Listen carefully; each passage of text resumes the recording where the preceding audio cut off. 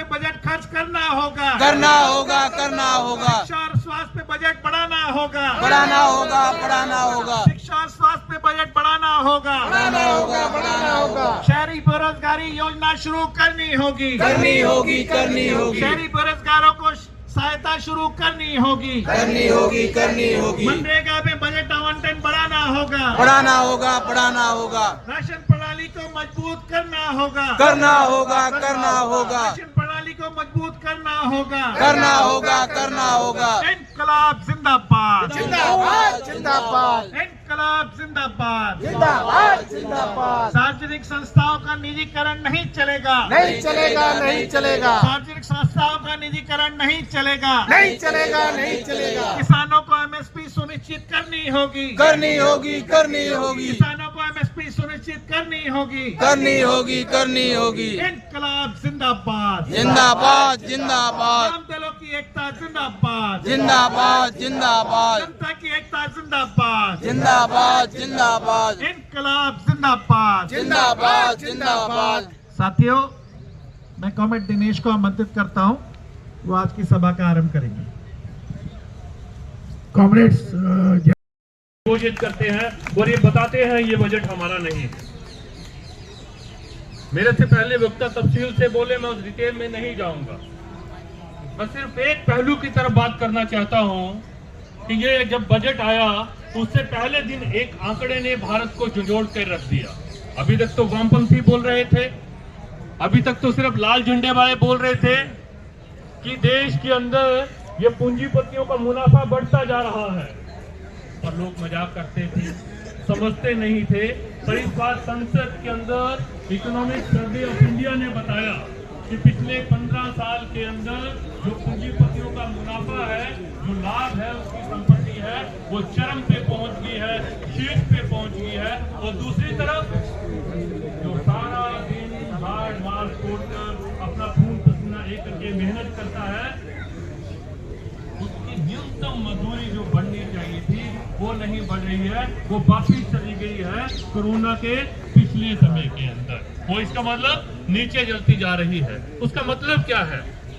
मतलब ये है कि जो देश तरक्की कर रहा है वो तरक्की मेरी मेहनत का जनता की नहीं है, वो तरक्की किसान की, मजदूर की नहीं है, वो तरक्की आम आवाम की नहीं है, वो तरक्की है कुछ पूंजीपतियों की जिनकी संपत्ति बढ़ती जा रही है। और उसका फल क्या है? उसका फल दिखता है मेरा देश हमारे फिनांस मिनिस्टर के सपनों से या उनकी परसेप्शन से नहीं चलता, जो बोलती हैं कि उनको महंगाई दिख ही नहीं रही। उनको दिखेगी भी कहां से? अपने घर से एसी गाड़ी से संसद और वहां से वापिस कभी कोई सामान खरीदना नहीं है, उनको नहीं दिखेगी। उनको अगर देखनी है तो सब्जी के ठेले पे जाना पड़ेगा, वहां दुकान पे जाना पड़ेगा जहां पे दाल की कीमत लगातार बढ़ रही है, जहां पर उसी सरकार के आंकड़े बोल रहे हैं अगस्त 2024 के अंदर जो एक थाली खाने की कीमत 100 रुपया थी 23 के अंदर, वो अक्टूबर 24 के अंदर 152 रुपया हो गई है। उसे महंगाई बोलते हैं। उसका ये हो रहा है कि महंगाई बढ़ रही है और हम लोग, जो पूरा देश है, वो चीजों को खरीद नहीं पा रहा है। अनुराग जी उसको बोलते हैं उनकी क्रय शक्ति कम हो रही है। इसके चलते डिमांड कम हो रही है, डिमांड कम हो रही है, मांग कम हो रही है। तो कोई भी 9वीं 10वीं का छात्र बता देगा कि अगर डिमांड कम हो रही है, हमारी आर्थिकी अच्छी हालात के अंदर नहीं है, इसका ये मतलब है कि बाजार मंदी के अंदर है। जो हम पैदा कर रहे हैं वो बिक नहीं रहा है, मेरे देश के हालात अच्छे नहीं हैं। अगर कोई मुझे ये बताए कि ये छोटी सी बात हमारे फिनांस मिनिस्टर को समझ नहीं आती है, ये छोटी सी बात जो मिनिस्ट्री के अंदर बैठे बैठे ब्यूरोक्रेट हैं उनको समझ नहीं आती है, तो मैं ये मानने को तैयार नहीं हूँ। उनको समझ आती है, ये मासूमियत नहीं है, पर ये क्या है? ये उनकी प्राथमिकता है, ये उनका चरित्र है, ये उनका वर्ग चरित्र है कि वो जनता के साथ खड़े हैं, मजदूर के साथ खड़े हैं, किसान के साथ खड़े हैं, या फिर जो नव उदारवाद की नीति है जो उसको डिक्टेट करती है, जो उसकी आंखों पे चश्मा बांधती है कि वो गुर्बत को ना देखे और उसी करोड़पति कारपोरेट के लिए नीति बनाए, न उदारवाद का बजट पेश करे। वो मेरी सरकार ने किया। एक मैं मानता हूं ये अपराध है।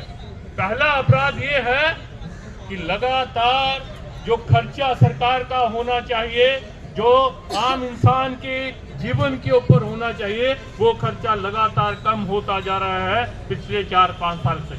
अगर वो खर्चा कम हो जाएगा, मेरी शिक्षा पे खर्चा नहीं होगा, स्वास्थ्य पे खर्चा नहीं होगा, जो मेरे जीवन के लिए जरूरत मूलभूत सुविधाएं हैं उस पे खर्चा नहीं होगा, मेरी आमदनी वैसे ही कम होती जा रही है, उससे क्या होगा, मेरी जीवन जीने की जो कीमत, जिसको बोलते हैं जिंदा रहने की कीमत, जिसको बोलते हैं कॉस्ट ऑफ लिविंग, वो बढ़ती जाएगी। जब वो बढ़ती जाएगी मतलब कि अगेन मेरा जीवन जीना दुभर होता जाएगा।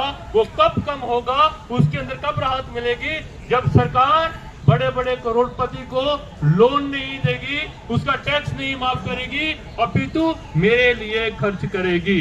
वो खर्चा लगातार कम होता गया, जिसको ये बोलते कि जीडीपी के जो प्रतिशत है उसके अनुपात में वो लगातार कम होता जा रहा है। और दूसरी बात, आप जाइए दिल्ली से लेके दक्षिण तक और